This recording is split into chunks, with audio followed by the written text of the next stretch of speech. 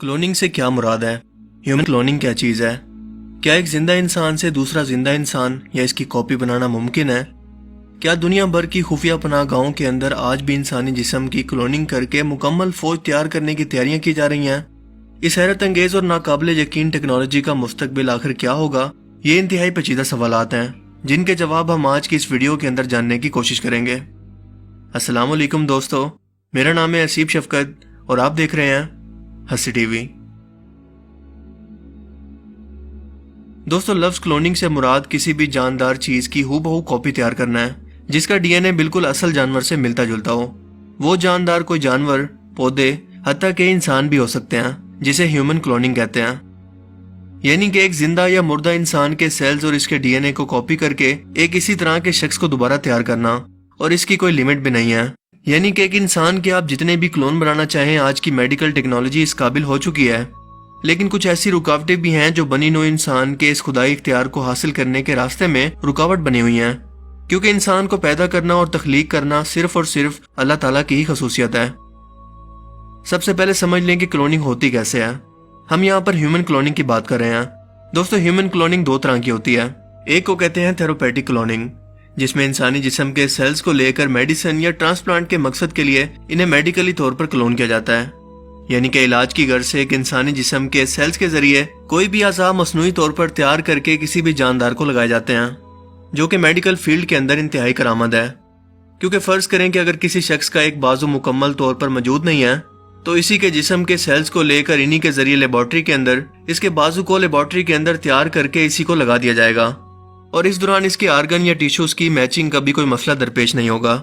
अब तक इस तरीके पर मजीद रिसर्च जारी है और अब तक साइंटिस्ट इसे मजीद एडवांस बनाने पर काम भी कर रहे हैं, क्योंकि ये इंसानियत के फायदे में है।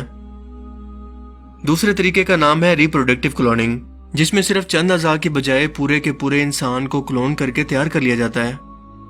ह्यूमन क्लोनिंग का आगाज वैसे तो 20वीं सदी से ही हो गया था, लेकिन यह मौजूए बहस 1960 से बना। 1966 में नोबेल अवार्ड याफ्ता जेनेटिक साइंटिस्ट जोशुआ लेडरबर्ग ने क्लोनिंग और जेनेटिक इंजीनियरिंग को लेकर द अमेरिकन नेचुरलिस्ट नामी अखबार के अंदर एक आर्टिकल लिखा, और इसी साल उन्होंने वॉशिंगटन पोस्ट के अंदर भी इस मौजू पर एक मुतनाज़ आर्टिकल लिखा, जिसमें ह्यूमन क्लोनिंग के खतरात और इसके तबाहकुन असरात का जिक्र किया। एक और नोबेल अवार्ड याफ्ता लेक्चरर जेम्स डी वॉटसन ने 1971 के अंदर मंथली अटलांटिक के नाम से एक मजमून लिखा और बताया कि ह्यूमन क्लोनिंग एक गैर इखलाकी अमल है, और यह भी बताया कि आने वाले वक्तों के अंदर ये इंसानों के लिए किस कदर तबाहकुन साबित हो सकती है। 1966 में एक जवान भेड़ के रिप्रोडक्टिव सेल लेकर इन्हें आर्टिफिशियल क्रिएटेड एग में रखा गया, और इससे एक डॉली नाम की भेड़ को कामयाबी से पहली बार मसनूई तौर पर लेबोरेटरी के अंदर तैयार किया गया, और इस मकसद के लिए इसकी 277 टाइम्स क्लोनिंग की गई। तब कहीं जाकर डॉली को कामयाबी से बनाया गया। यह 6.5 साल तक जिंदा रही और इसके बाद फेफड़ों की एक बीमारी से मर गई, जबकि साइंटिस्ट को यह अंदाजा था कि यह 10 से 11 साल तक जिंदा रहेगी, लेकिन ऐसा नहीं हुआ। इसके बाद कई जानवर मसलन चूहे, बिल्ली, खरगोश और कुत्तों वगैरह को भी कामयाबी से क्लोन किया गया। इस वाक़े के बाद क्लोनिंग इंडस्ट्री के अंदर एक इनकलाब आ गया और लोगों ने सोचा कि क्या जानवरों की तरह इंसानों की क्लोनिंग करना भी मुमकिन है। लेकिन जानवरों और इंसानों की क्लोनिंग के अंदर बहुत फर्क है। इसमें बहुत सारी रुकावटें हैं, क्योंकि क्लोनिंग के जरिए पैदा करदा इंसान या जानदार एक अंदाजे के मुताबिक 100 में से सिर्फ एक ही जिंदा बच पाता है, और अगर वो जिंदा बच भी गया तो ज्यादा लंबे अरसे के लिए जी नहीं पाता, बल्कि किसी न किसी बीमारी से फौरन मर जाता है। इसी तरह से पैदा होकर मरने वाले जानदारों की वजह से ही इस अमल को गैर इखलाकी कहा गया, और मजहबी ग्रुपों ने भी इसके खिलाफ एहतजाज शुरू कर दिया। लिहाजा 2005 में पूरी दुनिया में आलमी तौर पर ह्यूमन क्लोनिंग को गैर इखलाकी कहकर बैन कर दिया गया। मगर अमेरिका की 10 रियासतें अभी भी ऐसी हैं जिनको ह्यूमन एम्ब्रियो को पैदा करने की इजाजत है, यानी वो इंसानी खुलियात से जानदार को एक लेबोरेटरी के अंदर कुदरती तौर पर पैदा कर सकती हैं। वो इंसान 9 माह के अंदर मुकम्मल होगा, जैसे माँ के पेट के अंदर होता है, और फिर एक आम इंसान की तरह बढ़ना शुरू करेगा। ये इस शख्स की कॉपी होगी जिसकी क्लोनिंग की गई, यहाँ तक कि इसके सोचने और समझने की सलाहियतें और इसका मिजाज भी वैसा ही होगा। चाइना में बोया लाइफ नाम की कंपनी इंसानी क्लोनिंग करने का दावा करती है, लेकिन फिलहाल वो जानवरों की क्लोनिंग का ही काम कर रही है, क्योंकि इसे अवाम की तरफ से शदीद रद्द अमल आने का डर है।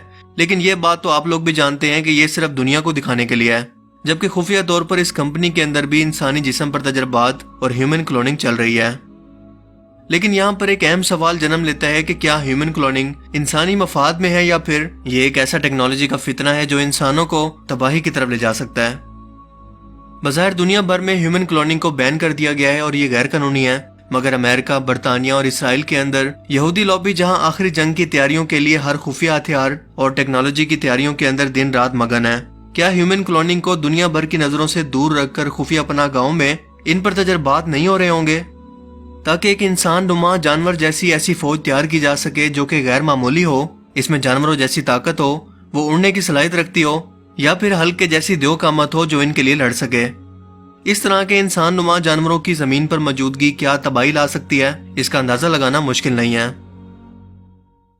بظاہر ہیومن کلوننگ کے ثبوت دنیا کے سامنے موجود نہیں ہیں اور اسے مختلف فائدوں کے لیے بھی استعمال کیا جا رہا ہے، مثلاً گوشت کی پیداوار بڑھانے کے لیے، لائف سٹاک میں، بیماریوں کے علاج اور ٹرانسپلانٹ کے لیے، اور بون میرو ٹرانسپلانٹ وغیرہ میں۔ مگر اس سے کچھ ایسے کام بھی لیے جا رہے ہیں جو عام انسان کے تصور میں بھی نہیں ہیں۔ مثال کے طور پر ایک کانسپریسی یہ بھی پائی جاتی ہے کہ ہالی ووڈ کی مشہور شخصیات کو کلون کیا گیا ہے، اور ایسا کرنے والی خفیہ طاقتیں ان کلونز کو پیغامات دے کر ان سے ہر وہ کام کرواتی ہیں جو کہ انہیں کرنے کے لیے حکم ملتا ہے۔ ان کلونز کی پہچان ان کی آنکھوں کی پتلیوں کو دیکھ کر کی جا سکتی ہے۔ بہرحال اس کے کوئی ٹھوس ثبوت موجود نہیں ہے کہ واقعی ایسا کچھ موجود بھی ہے، لیکن بایولوجیکل ٹرم میں دیکھیں تو یہ ناممکن بھی نہیں ہے۔ دوستو، یہ انسانی سوچ کی حد ہے کہ وہ خود کو خدا بنانے کی کوششوں کے اندر مصروف ہے، وہ خدا جو کہ اکیلا ہے اور اس نے ہم تمام انسانوں، جانوروں اور دنیا و کائنات کی ہر چیز کو پیدا کیا۔ لیکن ٹیکنالوجی چاہے جتنی بھی ترقی کر لے، وہ ایک زندہ انسان کو کبھی بھی پیدا نہیں کر سکتی جیسا کہ ایک عام انسان ہوتا ہے، کیونکہ اللہ تعالیٰ اپنے خدائی راز کبھی بھی بندوں پر ظاہر نہیں کرتا، اور پیدا کرنا بھی اس کی خدائی صفت کے اندر شامل ہے۔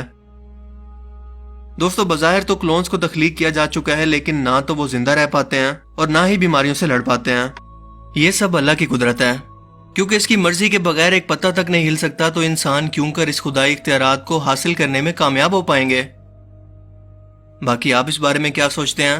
اپنی قیمتی رائے کا اظہار کمنٹ سیکشن میں ضرور کیجیے گا۔ اگر یہ ویڈیو آپ کو اچھا لگا تو اسے لائک کیجیے، اور کچھ زیادہ ہی اچھا لگا تو دوستوں کے ساتھ بھی شیئر کر دیں۔ ہنسی ٹی وی کے انسٹاگرام کو ضرور لائک کیجیے تاکہ ہر طرح کی نئی اپڈیٹس آپ کو سب سے پہلے مل سکیں۔ اب میں ملوں گا آپ سے ایک ایسی ہی نئی انٹرسٹنگ ویڈیو میں، تب تک کے لیے اپنا بہت سا خیال رکھیے گا۔